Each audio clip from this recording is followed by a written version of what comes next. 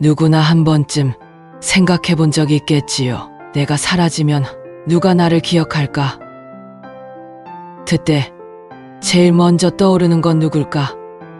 자식일까요? 아니면 며느리일까요? 그 질문이 하루하루 더 깊어질수록 내 마음속에 쌓였습니다.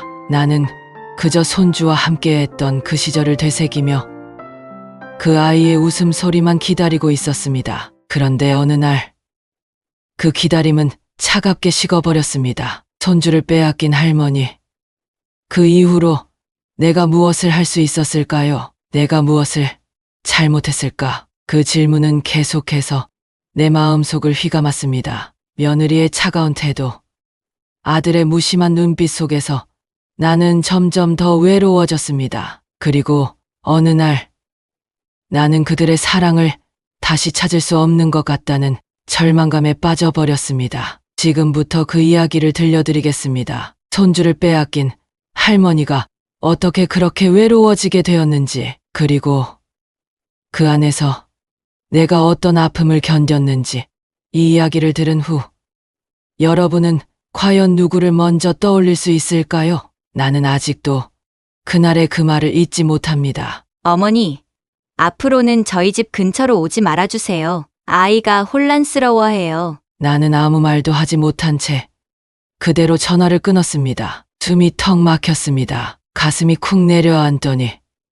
몸이 얼어붙은 것 같았어요. 내 죄가 뭔지 나는 정말 모르겠습니다. 나는 그저 손주가 보고 싶었을 뿐입니다. 나는 정미라고 합니다. 올해로 66살입니다. 남편은 몇 년 전에 병으로 떠났고 지금은 혼자 삽니다. 큰 아들 하나, 작은 아들 하나 모두 장성해서 가정을 꾸렸습니다. 그리고 큰 아들 집엔 손주가 하나 있습니다. 내 인생의 작은 희망 같은 존재였습니다. 처음엔 다 좋았어요. 며느리도 착하고 손주도 예쁘고 나는 힘닿는 대로 도와주었습니다. 김장을 해주고 반찬을 해다 나르고 애 봐주는 것도 마다하지 않았어요. 하지만 언제부터였을까요? 며느리의 표정이 조금씩 달라졌습니다. 고마움 대신 부담이란 말이 슬쩍 묻어나왔고 어느 순간부터는 집안 행사에도 나를 부르지 않기 시작했어요. 나는 며느리를 미워하지 않았습니다. 그저 요즘 애들은 다 바쁘니까 그렇게 넘겼어요. 하지만 이번에는 달랐습니다. 손주를 보지 못하게 하겠다는 건 나를 완전히 끊겠다는 뜻이잖아요. 피가 섞인 내 손주인데, 내 아들의 아이인데 왜 이렇게까지 됐는지 정말 모르겠어요. 며느리 윤희는 처음부터 조용한 아이였습니다. 눈치를 많이 보고 늘 조심스러웠어요. 나는 그런 며느리가 마음에 들었어요. 센 성격 아니고 무리하지도 않고 내 아들과 잘 살겠구나 생각했죠. 그런데 어느 날부터인가 윤희가 나를 피하는 듯한 느낌을 받기 시작했어요. 손주가 돌이 지났을 무렵부터였어요. 내가 손주를 안고 있을 때 그녀가 자꾸 팔을 내리거나 슬쩍 안아가더라고요. 나는 아기가 졸리거나 예민한 줄 알았어요. 그래서 괜찮다며 내려놓았어요. 하지만 그것도 잠깐. 얼마 지나지 않아 윤희가 말했습니다. 어머니, 애가 요즘 혼란스러워하는 것 같아요. 어머니랑 저랑 말투도 다르고 애가 저를 엄마로 인식하는데 방해가 되는 것 같아요. 나는 순간 귀를 의심했습니다. 나는 그저 할머니일 뿐인데 그게 왜 방해가 되나요? 나는 그날 밤 잠을 이루지 못했어요. 며느리의 말 이후 나는 일부러 발걸음을 줄였습니다. 예전엔 일주일에 2~3번은 갔었어요. 반찬 해다 주고 아기랑 놀아주고. 그런데 그 이후로는 한 달에 1번. 그것도 미리 전화하고 시간 맞춰서요. 그렇게 애써 조심하며 살았는데 결국 며느리의 입에서 그 말이 나온 겁니다. 앞으로는 저희 집 근처로 오지 말아주세요. 아이가 혼란스러워해요. 나는 몇 날 며칠을 울었습니다. 아들을 원망하기도 했어요. 왜 아무 말도 안 하느냐고. 왜 어머니 편은 안 드느냐고. 하지만 아들은 항상 똑같은 말만 했습니다. 우리 윤희 스트레스 받지 않게 해줘.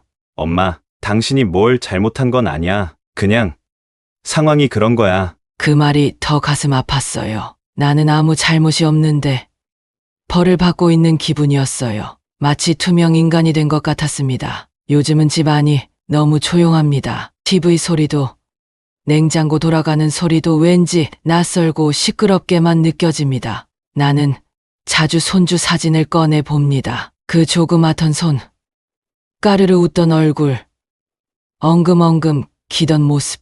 이제는 잘 걷고 말도 제법 하겠지요. 그런데 나는 그 아이가 언제 생일인지도 잘 모릅니다. 며느리는 단 한 번도 나에게 손주의 생일을 알리지 않았습니다. 내가 물으면 아들은 얼버무립니다. 그렇게 나는 아이의 성장 과정을 벽 너머에서 듣는 사람처럼 느껴졌습니다. 며칠 전에는 동네 슈퍼에서 우연히 윤희를 봤습니다. 손주는 유모차에 앉아 있었어요. 나는 반가운 마음에 다가갔습니다. 아이의 얼굴을 보고 싶었거든요. 그런데 윤희는 나를 보고는 고개만 살짝 숙이고 그냥 가버렸습니다. 아이는 나를 못 본 것 같았어요. 아니면 못 알아본 걸까요? 나는 그 자리에서 한참을 서 있었습니다. 그렇게 몇 분이 지났을까? 눈물이 왈칵 쏟아졌어요. 나는 잘못한 게 없는데 왜 이렇게 죄인이 된 걸까요? 그날 밤 아들에게 전화를 했습니다. 나 그냥 아이 얼굴만 보면 안 되겠니? 안아달라는 것도 아니고 그냥 얼굴만 한 번만. 아들은 잠시 침묵했습니다. 그리고 말했죠. 엄마, 미안해. 우리 윤희가 아직은 좀 힘들어해. 나중에 내가 잘 얘기해 볼게. 그 나중에는 오지 않았습니다. 그리고 나는 점점 늙어갑니다. 밤이 깊어지면 나는 옛날 생각을 합니다. 내 아들을 낳고 키우던 시절, 남편과 셋이서 살던 시절, 그때는 힘들었지만 그래도 행복했어요. 누군가와 함께 있다는 게 그렇게 소중한 줄 이제야 알겠어요. 요즘은 거울도 잘 안 봅니다. 주름이 깊어졌고 눈동자에도 생기가 없어요. 하지만 단 하나, 희미하게나마 살아있음을 느끼게 해주는 것이 있어요. 손주의 사진입니다. 그 사진은 내 방에서 가장 밝은 곳에 놓여 있어요. 그 아이가 나를 기억해 줄까요? 혹시 언젠가 나를 찾아올까요? 나는 매일 밤 조용히 기도합니다. 나는 지금도 기다립니다. 손주의 이름을 부르며 그 아이가 문을 열고 들어와 할머니 하고 부를 나르려. 내 죄가 무엇인지 아직도 모르겠지만 그 벌이 너무도 길고 너무도 아픕니다. 겨울이 시작되던 어느 날이었습니다. 하늘은 회색이고 바람은 차가웠고 나무는 잎을 다 떨어뜨리고 앙상했습니다. 꼭 내 마음 같았어요. 그날 우편함에 작은 봉투 하나가 들어 있었습니다. 재개발 관련 주민동의서였습니다. 나는 펜을 들고 앉았지만 문득 이 동네를 떠난다면 손주가 날 어떻게 찾을 수 있을까 하는 생각이 들었습니다. 나는 아직 기다리고 있었으니까요. 며느리 윤희와의 마지막 대화는 몇 달 전이었습니다. 그 이후로 연락은 끊겼고 아들도 전처럼 자주 전화하지 않았습니다. 내가 전화를 걸면 받긴 하지만 늘 바쁘다며 짧게 끊었습니다. 요즘은 아들에게도 조심스럽습니다. 예전처럼 밥은 먹었니? 요즘 일은 어때 같은 말도 하지 않습니다. 그저 아들이 부담스러워할까봐 또 며느리가 눈치챌까봐 입을 닫게 되었어요. 그렇게 나는 조용히 사라지는 법을 배워야 했습니다. 하루는 교회 권사님이 함께 김장을 하자며 불러주셨습니다. 5명의 할머니들이 모여 배추를 절이고 고춧가루를 섞고 김치속을 만들었습니다. 나는 그 시간만큼은 웃을 수 있었습니다. 그런데 어느 순간 한 할머니가 손주 사진을 꺼냈습니다. 얘 봐, 이번에 유치원 발표회에서 상 받았다네. 그 말에 모두가 하나씩 손주 이야기를 꺼냈고 나는 조용히 김치 속만 뒤적였습니다. 권사님이 나를 쓱 보더니 말했습니다. 정미 자매님 손주는 이제 몇 살이죠? 그 손주 참 예뻤는데 잘 크죠? 나는 억지 웃음을 지으며 대답했습니다. 응. 잘 크고 있을 거예요. 요즘은 좀 바빠서 자주 못 보네요. 그날 밤 나는 김치 냉장고 문을 열면서도 울었습니다. 배추즙 하나하나에서 짠내가 나는 듯했어요. 그 후로 동네 사람들을 피해 다녔습니다. 누가 또 손주 이야기라도 꺼낼까봐, 누가 나에게 왜 얼굴이 안 좋냐고 물을까봐, 누가 내 눈을 마주칠까봐 무서웠습니다. 하루는 꿈을 꿨습니다. 손주가 내 손을 잡고 말하더군요. 할머니, 나 여기 있어요. 보고 싶었죠? 나는 꿈에서조차 그 아이를 꼭 안을 수 없었습니다. 꿈에서마저 손주가 멀어지더군요. 며칠 전 아들이 잠깐 집에 들렀습니다. 차로 지나가던 길이라고 했어요. 10분쯤 앉았다 가겠다고. 나는 서둘러 과일을 깎고 따뜻한 차를 데웠습니다. 그 잠깐의 시간이 너무 소중해서 숨소리조차 아꼈습니다. 그러다 조심스럽게 물었습니다. 내 아버지 제사 때 아이는 데려오니? 그냥 얼굴이라도 보고 싶어서. 아들은 난감한 표정을 지으며 말했습니다. 윤희가 아직은 좀 엄마. 우리 천천히 풀어나가자. 갑자기 얼굴 보면 아이가 혼란스러울 수도 있어. 그 말을 듣고 나는 더는 아무 말도 할 수 없었습니다. 이제는 제사의 손주도 오지 않는 세상이 되어버렸구나 싶었어요. 나는 요즘 일기장을 씁니다. 누구에게도 할 수 없는 말을 그곳에 적어둡니다. 그리고 매일 한 장씩 손주에게 편지를 씁니다. 손주야, 오늘은 내가 좋아했던 귤을 샀단다. 할머니는 요즘 조금 외롭단다. 너의 웃음소리를 듣고 싶어. 그 편지들은 서랍 안에 고이 접혀 있습니다. 언젠가 그 아이가 찾아와서 읽게 되길 바라며 며느리를 원망하지 않습니다. 그 아이도 자기만의 상처와 고단함이 있을 테니까요. 하지만 그래도 내 아들을 낳고 키운 나를 이토록 쉽게 지워버릴 수 있다는 게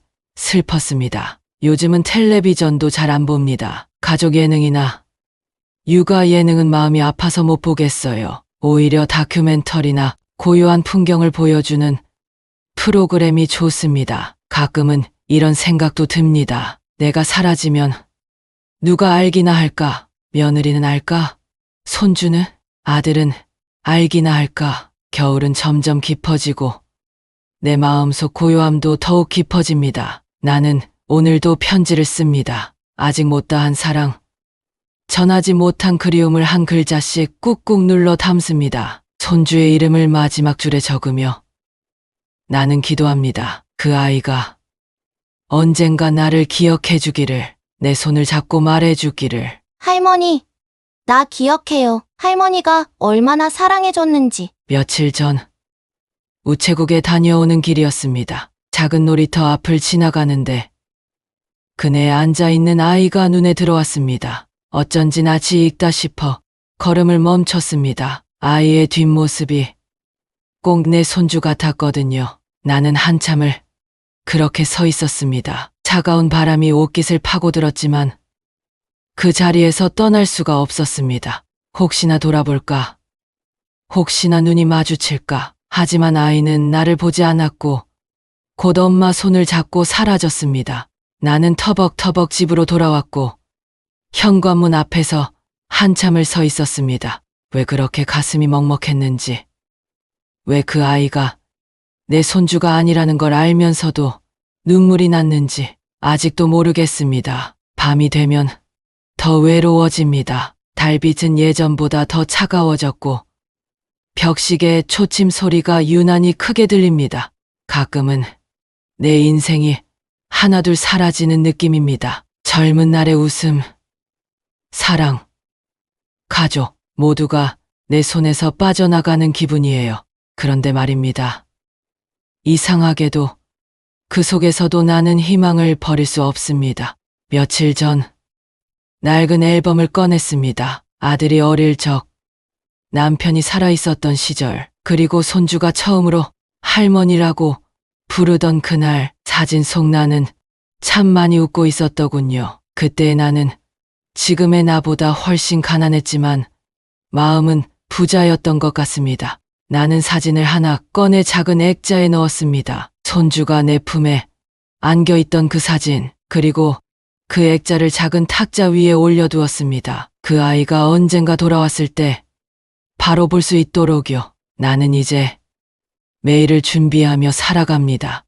혹시 그 아이가 찾아오면 따뜻한 밥을 해주려고, 혹시 아들이 문득 마음을 열면 미움이 아니라 이해로 그를 안아주려고, 그래서 김치도 담그고 귤도 사놓고 가끔은 뜨개질도 합니다. 작은 목도리를 하나 뜨고 있습니다. 손주 목에 둘러주려고요. 그 아이가 추울까봐, 감기 걸릴까봐, 어쩌면 내가 죄를 지은 걸지도 모릅니다. 너무 사랑해서, 너무 집착해서 그 아이가 혼란스러웠을 수도 있겠지요. 그래서 벌을 받고 있다고 생각합니다. 아무 잘못도 모른 채 조용히 벌을 받는 중입니다. 하지만 그렇다고 사랑이 사라지진 않습니다. 내가 매일 적는 편지, 내가 매일 접는 기도 속에서 그 아이를 향한 사랑은 점점 더 짙어져 갑니다. 어느 날 누군가 내게 말했습니다. 세상에서 가장 오래 남는 사랑은 말하지 못한 사랑이에요.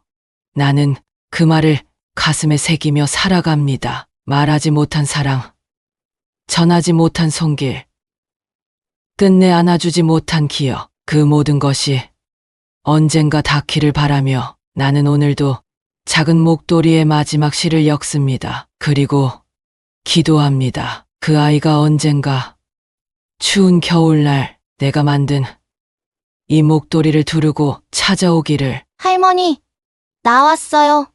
나도 그리웠어요. 해가 조금씩 길어지고 있었습니다. 겨울은 여전히 매서웠지만 오후 햇살에는 미세한 따뜻함이 느껴졌습니다. 마치 봄이 아주 멀리서 인사를 건네는 듯했어요. 그날은 오래된 사진첩을 꺼냈습니다. 먼지가 앉은 표지를 쓰다듬으며 한 장씩 넘기다 보니 잊고 지냈던 시간들이 다시 살아났습니다. 아기의 볼살에 입 맞추던 내 모습, 찻돌상 위에 켜져 있던 초 하나, 두 발로 겨우 일어서며 나를 향해 걸어오던 아이, 나는 그 아이의 첫걸음을 가장 먼저 본 사람이었습니다. 울며 밤을 지새우던 날들, 이유식을 먹이고 작은 손을 잡고 놀이터에 가던 순간들, 그 모든 게 이제는 금지된 추억이 되어버렸습니다. 며느리에게 문자를 보냈습니다. 한 줄짜리 짧은 안부였습니다. 윤희야, 잘 지내니? 아이는 건강하지? 날이 추워졌네. 답장은 오지 않았습니다. 그 후로도 몇 번을 보냈지만 읽지도 않는 듯했습니다. 메시지 창에 남겨진 읽지 않은 표시만이 대답이었습니다. 그 무시조차도 이제는 익숙해져 버린 나, 마음이 무뎌진 것인지 더는 화도 나지 않았습니다. 동네 마트에 장을 보러 나갔다가 우연히 윤희의 친정엄마를 마주쳤습니다. 얼굴을 알아보지 못할까 봐 모른 척 지나치려 했는데 그녀가 먼저 말을 걸었습니다. 어머, 어머님 아니세요? 잘 지내시죠? 윤이랑 아이는 잘 있어요. 요즘 바빠서 연락도 못 드렸나 봐요. 그녀의 입에서 잘 지낸다는 말이 나오는 순간 나는 그냥 웃어야 했습니다. 그 웃음이 얼마나 힘든 연기였는지는 아무도 몰랐겠지요. 돌아오는 길 눈물이 흐르는데 왜인지 화가 나는 게 아니라 미안한 마음뿐이었습니다.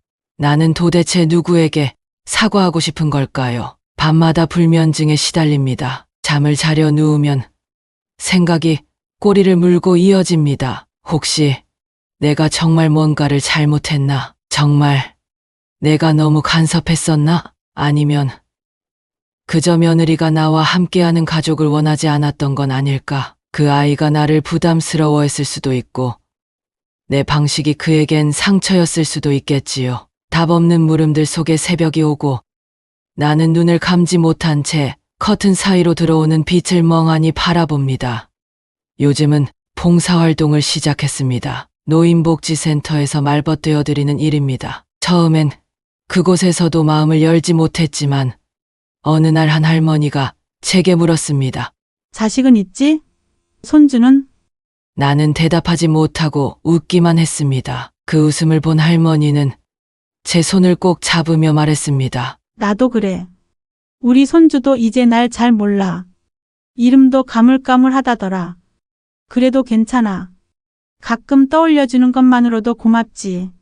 그 말을 듣는 순간 눈물이 왈칵 쏟아졌습니다. 같은 상처를 가진 사람끼리는 말하지 않아도 마음이 닿는 법인가 봅니다. 며느리를 이해하고 싶습니다. 이해해야 한다고 스스로를 매일 설득합니다. 그 아이가 내게서 거리를 두고 싶었다면 분명한 이유가 있었을 테지요. 하지만 아무 말 없이 단절을 선택한 건 너무 가혹한 벌이었습니다.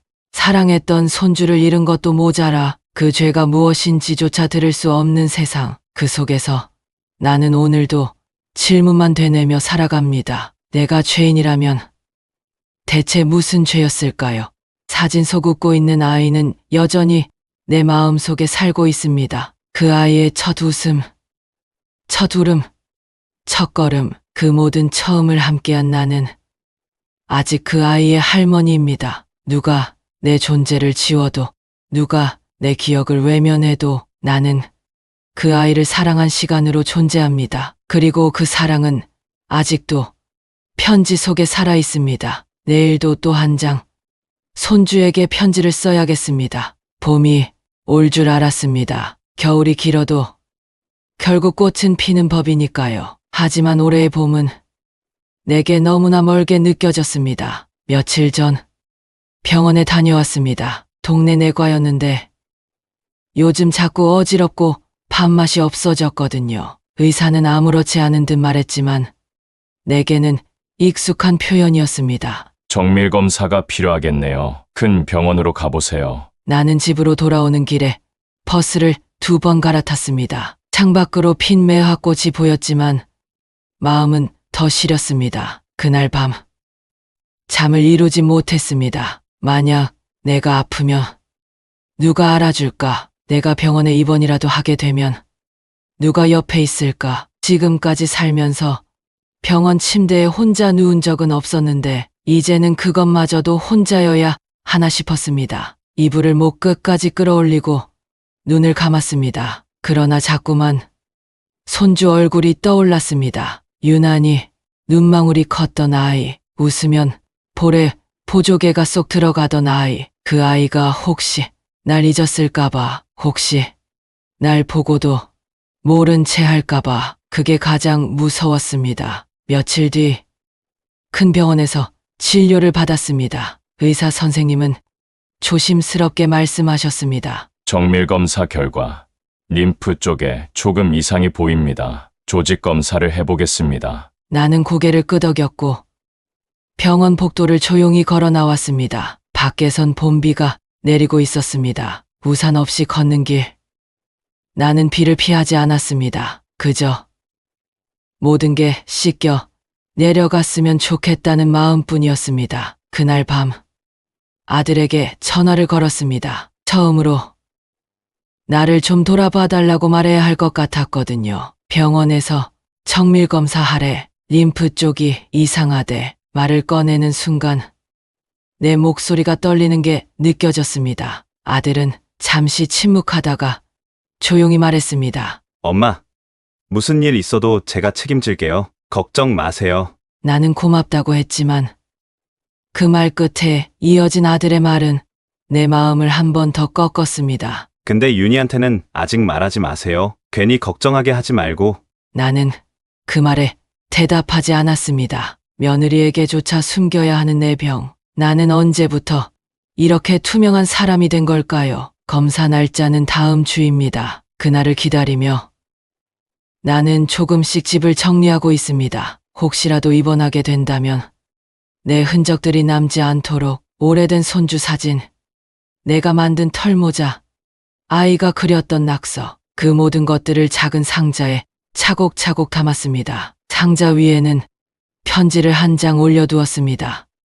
손자야, 내가 언젠가 이 상자를 보게 된다면 할머니가 얼마나 널 그리워했는지 알아줘. 널 만나지 못해도 한 번도 너를 놓은 적은 없단다. 나는 그 편지를 쓰고 나서 한참을 울었습니다. 이상하게도 병이 의심된다는 그날 이후 오히려 마음이 더 차분해졌습니다. 사는 게 뭐 그리 길다고 나는 이렇게 사라지는 길목에 서 있구나 싶었습니다. 하지만 마지막까지 나는 그 아이의 웃음소리를 기억하고 싶습니다. 그 아이의 손길을 마음속에서 놓치고 싶지 않습니다. 내가 죄가 있다면 그건 너무 사랑했다는 것밖에 없다고, 너무 기다렸다는 것밖에 없다고 하늘이 알아줬으면 좋겠습니다. 내일은 조직검사 받는 날입니다. 나는 오늘도 편지를 씁니다. 혹시 남기고 갈지 모를 마지막 마음을 적습니다. 그리고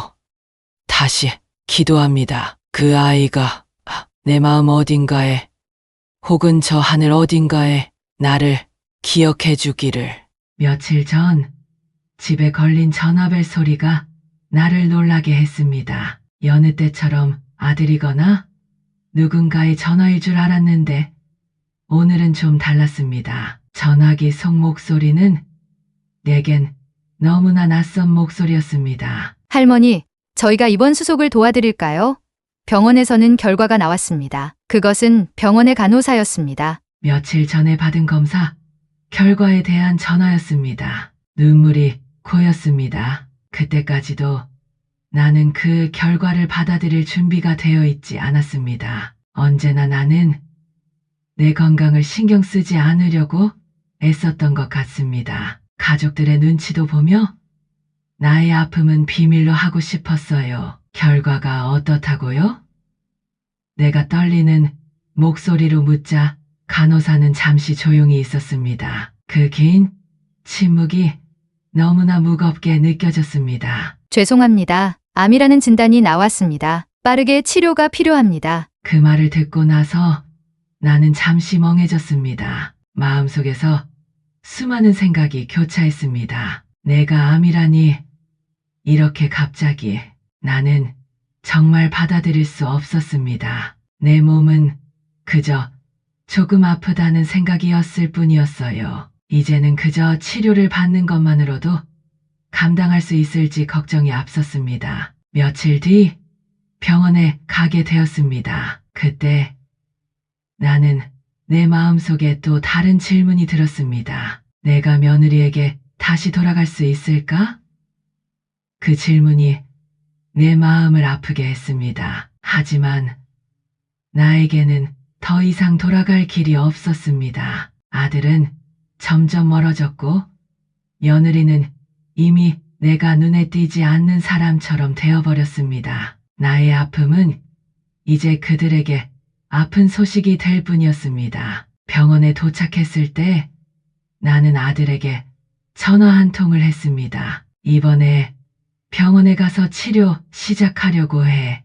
너도 혹시 시간을 낼 수 있으면 와줄 수 있을까? 하지만 아들은 엄마, 바쁘니까 나중에 이야기해요. 라는 짧은 대답만을 남기고 전화를 끊었습니다. 그것이 내가 아들에게서 듣게 될 마지막 말이었습니다. 이제 나는 병원에 혼자 가는 일상이 되었습니다. 그리고 그곳에서 많은 사람들과 얘기를 나누었지만 그들의 얼굴은 내게 전혀 친숙하지 않았습니다. 하지만 그곳에서는 내게 친절을 베풀어주는 이들이 있었습니다. 나는 그런 사람들에게 점점 의지하게 되었고 혼자가 아니라는 위안을 받았습니다. 그렇게 시간이 흐르면서 내가 손주를 보지 못하는 일은 점점 더 아프고 고통스러워졌습니다. 나는 손주가 그리웠습니다. 내 마음은 손주에게 가고 싶어 했지만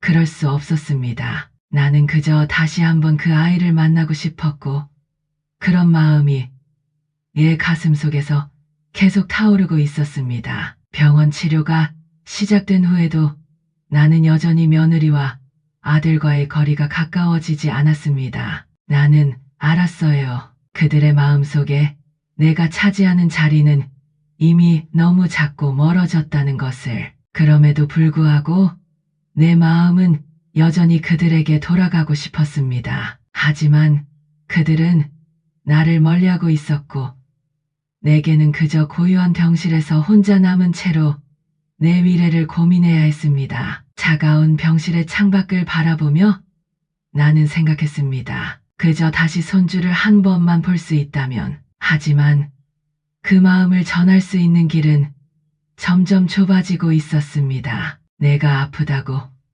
그들이 나를 다시 받아들여 줄 수 있을까? 내 손주가 나를 기억할지 아니면 시간이 지나면 나를 잊을지 그것조차 알 수 없었습니다. 겨울이 지나고 봄이 왔습니다. 내 마음속에서도 봄이 오기를 바랐습니다. 하지만 봄이 오기 전에 나는 병원에 다시 갔습니다. 암 치료가 시작된 후로 매일같이 병원을 드나드는 날들이 이어졌습니다. 처음엔 무섭고 두려웠습니다. 몸이 점점 약해지는 걸 느꼈고 나도 모르게 눈물이 났습니다. 이게 내게 마지막 기회일까 싶기도 했습니다. 그때 아들이 한 번도 병원에 와본 적이 없었습니다. 나는 그걸 알고 있었습니다. 나의 병은 그들에게는 짐이 될지도 모른다는 생각이 들었습니다. 그러나 한편으로는 그래도 아들이 오기를 기다렸습니다.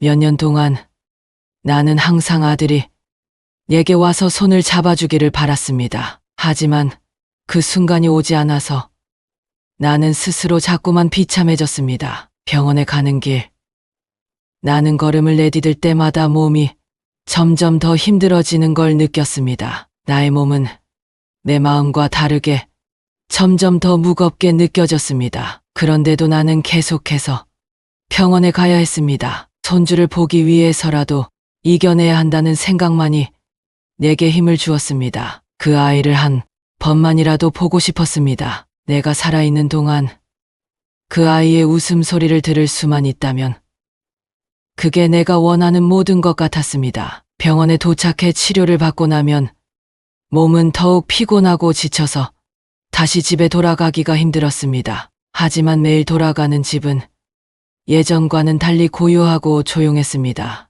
옆집 사람들이나 동네 사람들은 여전히 나를 걱정해 주었지만 그들의 목소리는 내게 닿지 않는 먼 거리 같았습니다. 나를 위로하는 사람들의 말조차 내가 그들에게 걸어갈 수 없는 거리였다는 것을 깨달았을 때 나는 점점 더 혼자가 되어갔습니다. 어느 날 병원에 도착하니 대기실에서 몇몇 사람들이 나를 알아보았습니다. 그들이 나를 보며 한마디씩 건넸습니다. 정미 자매님, 건강은 괜찮으세요? 그 말이 나를 더욱 슬프게 만들었습니다.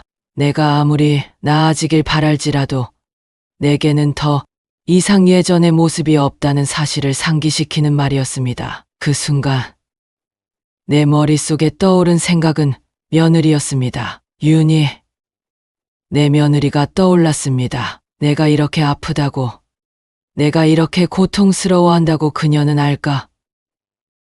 그 아이의 웃음소리를 들을 수 있을까? 나는 계속해서 그런 생각을 하며 치료를 받았습니다. 며칠 후 아들이 문자를 보냈습니다. 문자는 짧고 간단했습니다. 엄마, 병원은 어떻게 다녀요? 괜찮아요? 그 문자를 보고 나는 다시 한번 아들에게서 멀어졌다는 사실을 깨달았습니다. 괜찮아요라는 말 속에는 그리움도, 걱정도, 사랑도 담겨 있지 않았습니다. 그저 의례적인 말 같았습니다. 나는 그 의례적인 말을 전하고 싶지 않았습니다. 그만큼 나의 아픔은 아들에게조차 전할 수 없는 거리감이 되어버렸습니다. 병원에 다녀온 후 나는 며느리를 다시 떠올렸습니다. 그 아이에게 내 마음을 어떻게 전할 수 있을지 생각했습니다. 아들이 바쁘다는 이유로 병원에도 오지 않는다면 며느리에게도 내가 다가갈 수 있을까요? 내가 잘못한 게 있을까요? 아니면 나에게 돌아올 때가 아닌 걸까요? 시간은 흐르고 나는 계속해서 병원을 다녔습니다. 그렇게 병원에서 하루하루를 보내며 나의 마음은 점점 더 외로워졌습니다. 이 외로움은 그 어떤 것과도 비교할 수 없었습니다. 나는 내 병을 고백할 수 없었습니다. 이 외로움은 너무나 깊고 그 속에서 나는 점점 더 사라지고 있다는 느낌이 들었습니다. 어느 날 나는 다시 한번 아들에게 전화를 걸었습니다. 이번에는 내가 잘못한 게 있다면 사과하고 싶었습니다. 하지만 전화는 받지 않았습니다. 메시지도 없었습니다. 아무 대답도 없었습니다. 그때 나는 깨달았습니다. 이제는 내게 아무것도 남지 않았구나라는 사실을. 병원에서 돌아오는 길, 나는 손주를 생각했습니다. 그 아이의 웃음소리, 그 아이의 손길, 그 아이의 따뜻한 마음. 내가 이제 죽으면 그 아이는 나를 기억할까? 내가 아무리 바라고 기도해도 그 아이는 나를 잊어버릴까 두려웠습니다. 그날 나는 손주에게 다시 한번 편지를 썼습니다. 손주야, 할머니는 항상 너를 생각하고 있어. 언제든지 할머니가 널 기다리고 있다는 걸 잊지 마. 그 편지를 내 서랍에 넣고 나는 그것이 언젠가 그 아이에게 전해지기를 기도했습니다. 그것이 내가 할 수 있는 마지막 일일지도 모른다고 생각했습니다. 병원에서 돌아오며 나는 다시 한번 생각했습니다. 내가 살아있을 동안 그 아이와 다시 만날 수 있을까?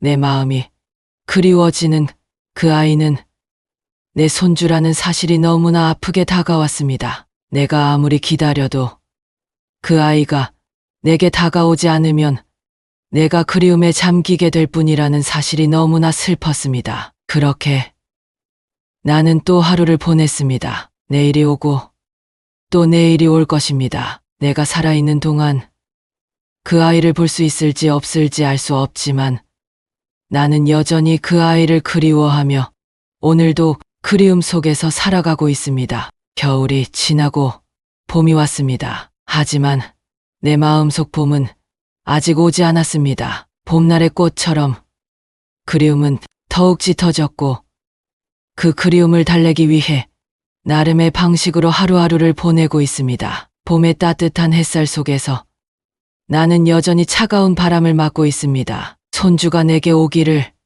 손주와 함께 따스한 햇살 속을 걸어가기를 바랄 뿐입니다. 그동안 병원에 가는 일은 이제 내 삶의 일부가 되어버렸습니다. 나는 의사와 간호사들의 얼굴도 익숙해졌고 병원에 도착하면 대기실에서 사람들의 이야기를 듣는 것이 오히려 일상이 되었습니다. 병원에 오는 사람들이 많았고 그들은 나보다 더 힘들어 보였습니다. 그러나 그들 모두는 나와 같은 고독을 가지고 있다는 사실을 알지 못했습니다. 병원에서는 마음을 나눌 곳이 없었습니다. 그저 자신의 몸과 싸우는 사람들만 있을 뿐이었죠. 어느 날 병원에서 치료를 받으며 문득 며느리 윤희를 떠올렸습니다. 그동안 내가 미워했던 그 사람, 아니, 정확히 말하면 내가 그 사람을 미워한 적은 없지만 그 사람에게 상처받았다는 생각을 떠올리면 마음속에서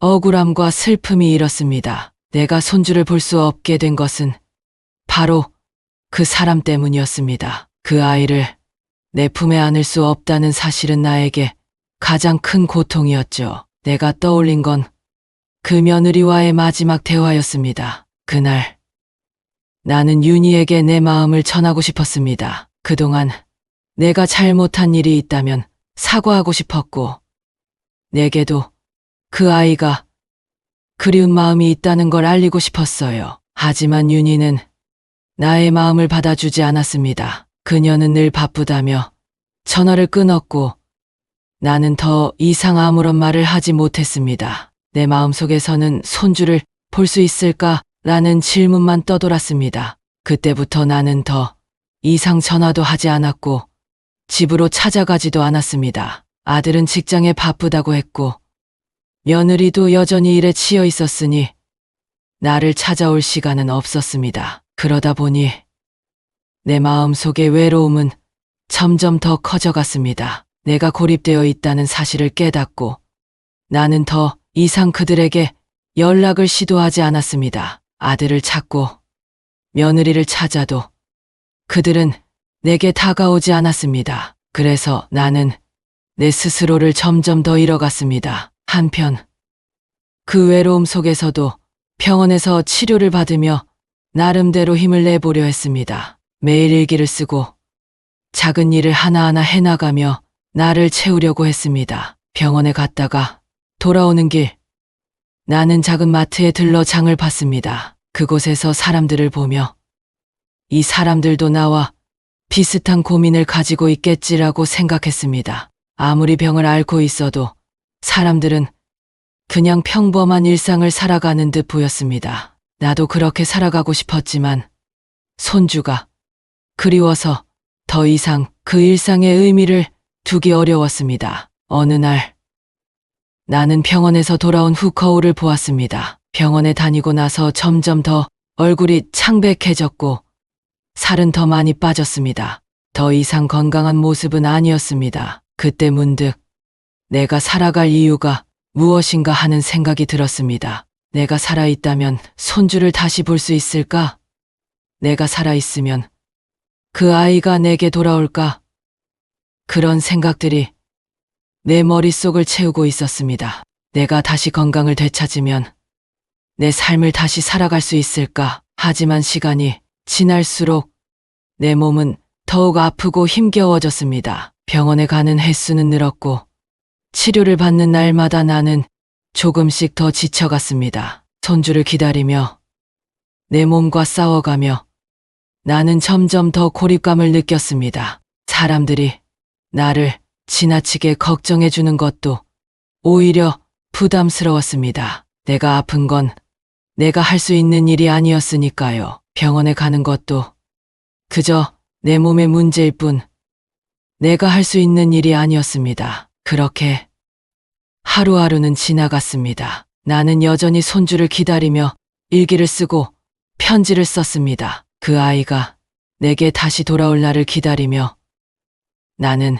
내 마음을 표현하기 위해 손수 편지를 써놓았습니다. 매일 하나씩 손주에게 나의 마음을 담은 편지를 적었습니다. 내가 지금 얼마나 그리운지, 그 아이에게 얼마나 사랑한다고 말할 수 없어서 그런지 나는 계속해서 쓰고 있었습니다. 그 편지들은 서랍 속에 숨겨두었고 언젠가 그 아이가 나를 찾아올 때까지 그 편지들이 내 마음을 전해줄 것이라 믿었습니다.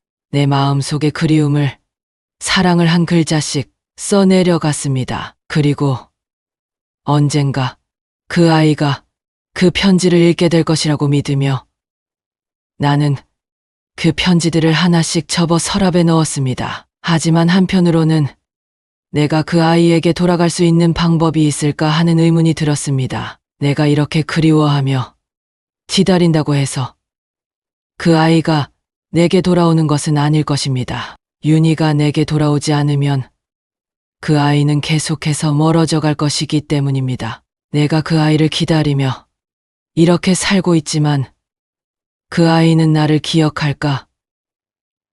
그 아이가 다시 나를 찾을 수 있을까? 그런 생각이 들었을 때 나는 더 이상 희망을 가질 수 없었습니다. 며칠 전 병원에서 돌아오는 길에 나는 다시 한번 아들에게 문자를 보냈습니다. 짧게 괜찮아?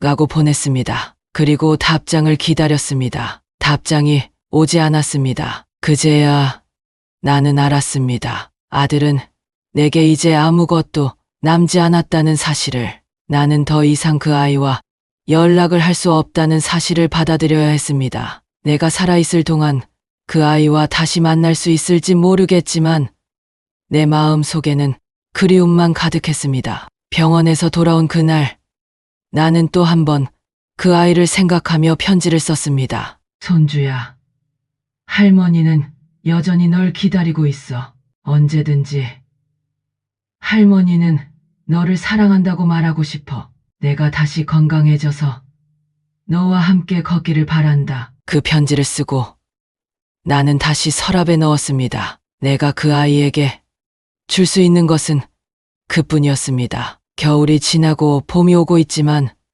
내 마음은 여전히 겨울 속에 갇혀 있는 것 같습니다. 손주를 기다리며 나는 하루하루를 보내고 있습니다. 그리고 언젠가 그 아이가 다시 내게 돌아올 것이라는 작은 희망을 품고 나는 오늘도 다시 그리움 속에서 살아갑니다. 어느덧 봄의 끝자락에 다가왔습니다. 기운 없이 흐르는 날들 속에서 나는 여전히 그 아이를 기다리고 있었습니다. 손주를 볼 수 없다는 사실이 이렇게까지 내 마음을 무겁게 할 줄은 몰랐습니다. 하루하루가 지나갈수록 그리움은 더 깊어지고 내 마음의 공허함은 점점 더 커져만 갔습니다. 병원에 가는 일은 나의 일상이 되어버렸습니다. 이제 병원에 가는 것조차 지겹고 힘들었습니다. 점점 나의 몸은 말썽을 부렸고 나도 모르겠는 사이에 힘이 빠졌습니다. 나는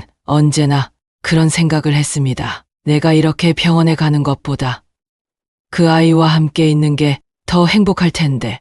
하지만 현실은 내 몸이 점점 더 나빠지고 있다는 사실이었습니다. 내 마음이 아파도 몸이 아파도 그 아이는 내 곁에 오지 않았습니다. 내가 얼마나 힘들고 외로워도 그 아이는 나와 연락조차 하지 않았습니다. 며느리 윤희와의 관계는 여전히 얼어붙어 있었고 아들은 바쁘다며 내게서 멀어져만 갔습니다. 그런 내가 갈 곳은 평원과 집뿐이었습니다. 나의 하루는 그 두 곳에서만 반복되고 있었습니다. 어느 날 병원에서 돌아오던 중 나는 우연히 거리에 있는 작은 카페에 들렀습니다. 그 카페는 사람들도 많지 않았고 조용하고 아늑한 분위기를 풍기고 있었습니다. 나는 창가에 앉아 창밖을 바라보았습니다. 바람에 흔들리는 나뭇가지와 지나가는 사람들의 모습은 나에게 그리움을 더욱 부추겼습니다. 그곳에서 나는 문득 그 아이의 얼굴이 떠올랐습니다. 그 아이는 언제나 웃으며 내게 다가왔습니다. 그 아이와 함께했던 시간들이 이제는 너무 소중하게 느껴졌습니다. 내가 손주에게 해주고 싶었던 많은 것들이 떠오르며 그리움은 다시 가슴 속에서 차오르기 시작했습니다. 야, 할머니는 언제나 너를 기다리고 있어라는 말이 마음속에서 떠오르며 눈물이 흘러내렸습니다. 카페에서 나와 집으로 돌아오는 길, 나는 다시 한번 아들에게 메시지를 보냈습니다. 괜찮아. 다시는 그 말이 오지 않을까 두려운 마음이었지만 나는 다시 그 말을 건넸습니다. 그래도 나는 그들에게 내 마음을 전하고 싶었습니다. 기다린다는 그 마음을, 그리운 마음을 전하고 싶었어요. 그날 밤 아들로부터 전화가 왔습니다. 그는 평소처럼 바쁘다며 짧은 대화를 나누고 전화를 끊었습니다. 나의 가슴은 여전히 허전했습니다. 아들은 나를 더 이상 이해하지 못하는 것 같았습니다. 손주를 볼 수 없다는 생각에 나는 점점 더 괴로워졌습니다. 그 아이가 내게 돌아올 수 있다면 나는 무엇이든 할 수 있을 것 같았습니다. 그렇게 시간이 흐르며 내 몸은 더 많이 아팠습니다. 병원에 다니는 횟수도 많아졌고 몸의 증세는 점점 더 심해졌습니다. 그러나 나는 그저 그 아이를 기다리는 것밖에 할 수 없었습니다. 아들에게 다시 연락을 시도했지만 그의 대답은 여전히 차가웠습니다. 나는 그저 내 마음 속에서 갈 곳을 잃고 있었습니다. 며느리 윤희와도 연락이 닿지 않았습니다. 이제는 그들 모두가 나를 떠난 것 같다는 생각이 들었습니다. 그럴 때마다 나는 손주와의 추억을 떠올리곤 했습니다. 그 아이가 내게 했던 작은 말들, 함께 나눈 웃음, 그 모든 순간들이 내 마음 속에 살아 있었습니다. 그 아이가 다시 내게 돌아올 수 있다는 희망을 가지며 나는 또 한 번 그리움에 잠기었습니다. 하지만 그 그리움 속에서 나는 문득 생각했습니다. 내가 이렇게 손주만 기다리며 살아가고 있는 것이 맞는지, 나는 내 삶에서 다른 행복을 찾을 수 있을까? 손주를 기다리면서 내 삶이 멈춰버린 것 같은 느낌이 들었습니다. 그 아이가 돌아오지 않는다면 내 삶은 영원히 고립될 수밖에 없을까요? 그런 질문들이 내 머릿속을 스쳐 지나갔습니다. 나는 그 아이를 기다리는 마음 외에는 다른 이유로 살 수 없는 것 같았습니다. 그러나 그 생각에 빠지며 나는 점점 더 삶에 대한 의지를 잃어갔습니다. 내가 그 아이에게 돌아갈 수 없다는 사실을 받아들이면 내 삶은 더 이상 희망이 없는 것처럼 느껴졌습니다. 그러던 어느 날 병원에서 돌아오던 중 갑자기 아들이 나를 찾아왔습니다. 그는 나에게 말을 꺼냈습니다. 엄마, 요즘 많이 힘든 것 같아요. 우리가 자주 연락 못해서 미안해요. 그 순간 나는 그저 눈물을 흘릴 수밖에 없었습니다. 아들이 내게 돌아온 이유는 무엇일까? 그가 나를 다시 찾아오게 된 이유는 무엇일까? 그 답은 알 수 없었지만 내 마음은 따뜻해졌습니다. 아들은 내게 다시 연락을 자주 하겠다고 말했습니다. 손주도 곧 데려올게요. 할머니와 함께 있을 수 있게 해드릴게요. 그 말에 내 가슴은 다시 한번 따뜻해졌습니다. 내가 기다린 시간이 헛되지 않았다는 것을 느끼며 나는 다시 한번 희망을 품을 수 있었습니다. 그날 밤 나는 그 아이를 기다리며 잠자리에 들었습니다. 아들이 말한 대로 손주가 내게 돌아올 수 있을까? 그 아이가 다시 내 품에 안길 수 있을까? 그날 밤 나는 그 희망을 품고 편안히 잠을 청할 수 있었습니다. 봄은 지나고 여름이 오고 있지만 내 마음 속에서 여전히 기다림은 계속됩니다. 손주를 기다리는 이 마음이 얼마나 큰 힘이 되어주는지 나는 그동안 미처 몰랐습니다. 그러나 이제 그 기다림 속에서 조금은 희망을 찾을 수 있을 것 같습니다. 내일은 손주를 다시 볼 수 있기를, 그 아이가 내게 돌아올 수 있기를 바라며 나는 오늘도 잠을 청합니다. 세월은 흐르고 여름이 시작되었습니다. 나의 하루는 여전히 반복되었지만 어느 순간부터 조금씩 다르게 느껴졌습니다. 아들과의 연락이 다시 활발해지면서 내 마음도 조금씩 변하기 시작했습니다. 그래도 그 아이는 내게 돌아오지 않았습니다. 그러나 내 안에는 작은 희망이 여전히 남아 있었고 나는 그 희망을 놓지 않으려 했었습니다. 어느 날 아들이 나에게 다시 말을 건넸습니다. 엄마, 다음 주에 손주를 데려갈게요. 그 말에 나는 너무 기뻐서 말을 잃었습니다. 그 아이가 내게 돌아온다는 사실이 너무 믿기지 않았습니다. 한동안 그 아이를 기다리며 외롭고 아팠던 나날들이 주마등처럼 스쳐 지나갔습니다. 손주를 만난다면 나는 다시 그 모든 괴로움을 이겨낼 수 있을 것 같았습니다. 그 아이가 내게 오면 나는 다시 그 아이와 함께 웃고 함께 얘기할 수 있을 것입니다. 그동안 내가 무엇을 기다렸는지 나는 이제 조금 알 것 같았습니다. 그 아이의 존재가 내 삶에서 얼마나 큰 의미였는지를 알게 되었습니다. 그것은 단지 가족의 일원이 아니라 나에게 다시 살아갈 이유가 되어 주었기 때문입니다. 아들이 약속한 날, 나는 설레는 마음으로 손주를 기다렸습니다. 이 오랜 기다림의 끝에 그 아이가 돌아오면 나는 그 아이와 어떤 이야기를 나눠야 할지 고민했습니다. 내가 그 아이에게 어떤 말을 해줄 수 있을지, 어떻게 그 아이에게 내가 느꼈던 그리움과 사랑을 전할 수 있을지 생각하면서 나는 시간 가는 줄 몰랐습니다. 아들 차량이 집 앞에 도착했을 때 나는 그 순간을 준비할 수밖에 없었습니다. 나는 가슴이 뛰는 것을 느꼈고 내 마음은 아찔할 정도로 설렜습니다. 그 아이가 내게 다가오는 그 순간 나는 무엇을 해야 할지 몰랐습니다. 그냥 그 아이를 꼭 안아주고 싶었습니다. 그 아이가 돌아오면 모든 것이 괜찮아질 거라고 믿었습니다. 드디어 손주가 내게 왔습니다. 나는 그 아이를 보고 눈물을 참을 수 없었습니다. 그 아이는 어리숙한 표정으로 나를 바라보았고 나는 그 아이를 꼭 끌어안으며 고마워, 정말 고마워 라고 중얼거렸습니다. 그 순간 그 아이는 나를 조금 밀쳤습니다. 할머니, 나 이제 큰 거예요. 그 아이는 장난스럽게 말을 했지만 그 말에 나는 마음속 깊은 곳에서 울음을 삼켰습니다. 그 아이는 정말 많이 자랐습니다. 예전에 그 아이는 더 이상 없었습니다. 그러나 그 아이가 내게 돌아왔다는 사실만으로도 나는 모든 걸 다 용서할 수 있을 것 같았습니다. 그 아이의 표정에서 나는 한 가지를 알았습니다. 그 아이도 나를 그리워하고 있었구나.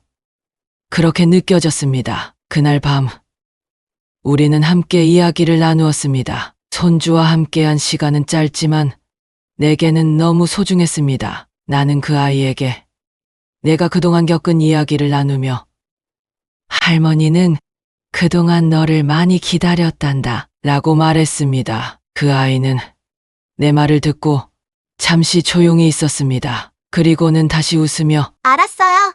할머니. 라고 말했습니다. 그 아이와 함께하면서 나는 이제 내가 무엇을 위해 살아야 할지 알았습니다. 내가 이렇게 그리워하고 기다린 것은 그 아이가 돌아오면 내가 다시 행복할 수 있다는 믿음 때문이었습니다. 그리고 그 믿음이 내 삶의 의미가 되어준 것이었습니다. 하지만 그날 밤 나는 또 한 번 아들의 모습을 떠올리며 걱정이 되었습니다. 아들은 여전히 바쁘고 며느리 윤희는 예전처럼 차가운 태도를 유지하고 있었습니다. 아들과 며느리와의 관계는 여전히 개선되지 않았습니다. 나는 손주와 함께 있는 시간이 행복했지만 그 행복이 오래 가지 못할지도 모른다는 불안감을 떨칠 수 없었습니다. 그 아이가 내게 돌아오면 나는 그 아이에게 무엇을 어떻게 해줄 수 있을지 고민했습니다. 내가 할 수 있는 것은 그 아이에게 내가 겪은 고통과 기다림의 시간들을 이야기해주고 그 아이가 알지 못했던 가족의 소중함을 알려주는 것이었습니다. 그렇게 시간이 흐르고 손주는 점점 더 내게 익숙해졌습니다. 우리는 자주 이야기를 나누었고 손주와 나는 점점 더 가까워졌습니다.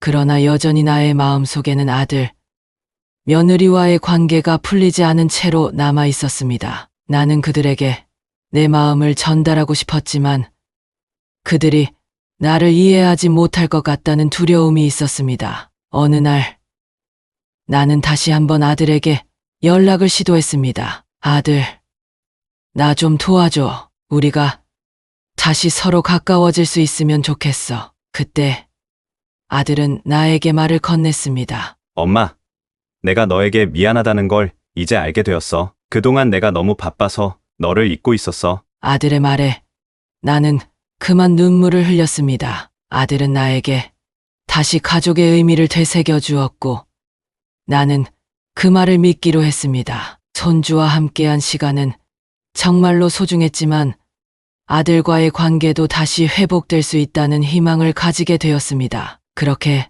나는 다시 가족과의 관계를 회복할 수 있기를 기도하며 손주와 함께한 그 따뜻한 시간들을 마음에 간직하고 다시 삶의 의미를 찾기 시작했습니다. 내 마음속의 그리움은 아직도 남아 있었지만 이제는 그리움도 희망으로 바뀌었습니다. 그리고 나는 내일도 그 아이와 함께할 시간을 기대하며 살아가기로 결심했습니다. 이제 내가 알게 된 것은 기다림과 그리움이 반드시 상실을 의미하지 않는다는 것입니다. 그리움을 품고 살아가는 것은 언젠가는 다시 돌아올 그 순간을 믿는 것, 그리고 그 순간을 맞이할 준비가 되어 있다는 것을 의미합니다. 내가 기다린 그 아이는 결국 나에게 돌아왔습니다. 그리고 그 아이와 함께한 시간 속에서 나는 다시 나 자신을 찾을 수 있었습니다. 손주와 함께한 이 소중한 시간들, 그 모든 것이 내 삶을 변화시켰고 이제 나는 또 다른 희망을 안고 살아갑니다. 내가 기다린 만큼, 내가 사랑했던 만큼 이제는 그 사랑을 나누고 싶습니다. 그렇게 시간이 흘렀습니다. 나는 여전히 그 작은 동네에 살고 있습니다. 손주를 기다리며 지낸 세월이 마치 어제처럼 느껴지기도 하고 한없이 긴 시간이 흐른 것 같기도 합니다. 며느리는 여전히 나를 외면하고 아들도 가끔씩 연락을 하지만 그마저도 예전처럼 따뜻하지 않습니다. 그러나 이제는 그런 일들이 나를 괴롭히지 않습니다. 내가 할 수 있는 일은 단 하나.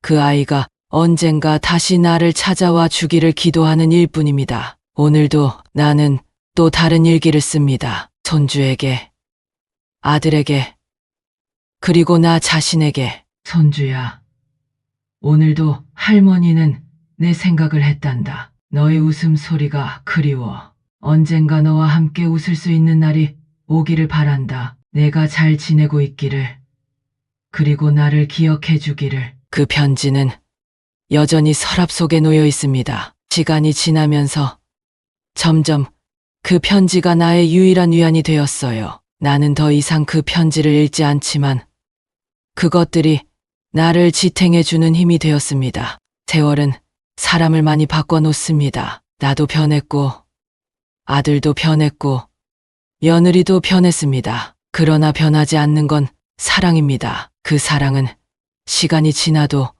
멀어져도 사라지지 않는 것 같습니다. 내가 그 아이를 사랑했던 그 마음은 그대로 그 자리에 있습니다. 몇 달 전, 어느 날 아들이 나에게 한마디 했습니다. 엄마, 그동안 많이 힘들었지? 미안해. 그 말에 나는 아무 말도 하지 못했습니다. 그 말만으로도 나는 눈물이 났고 내 마음 속에 굳어진 얼음이 조금씩 녹는 듯 했습니다. 그러나 그 말이 전부였습니다. 다시 돌아갈 수는 없었고 그저 괜찮다고 대답할 수밖에 없었습니다. 그리고 그날 밤 나는 다시 한번 꿈을 꾸었습니다. 손주가 내 손을 잡고 말했습니다. 할머니, 그동안 기다려줘서 고마워요. 나도 할머니를 사랑해요. 꿈에서 깨어나 나는 그 말들이 진심으로 다가오는 것처럼 느껴졌습니다. 그 말을 다시 한번 믿고 싶었습니다. 내일은 또 하나의 하루가 될 것입니다. 하지만 나는 더 이상 그 하루에 얽매이지 않으려 합니다. 그저 내 마음 속에서 손주를 사랑하고 그 사랑이 언젠가 그 아이에게 닿기를 바랍니다. 혹시 그 아이가 나를 기억해주면 그때 나는 그저 웃으면서 말할 것입니다. 그동안 많이 기다렸단다. 널 사랑했어. 이제 나는 그 기다림 속에서 평화를 찾고 있습니다. 더 이상 절망하거나 상처에 울지 않으려고 합니다. 내가 할 수 있는 것은 그저 그 아이가 행복하고 건강하게 자라는 것을 바라보는 일입니다. 그리고 그 아이가 나를 기억해주는 그날을 기다리는 일입니다.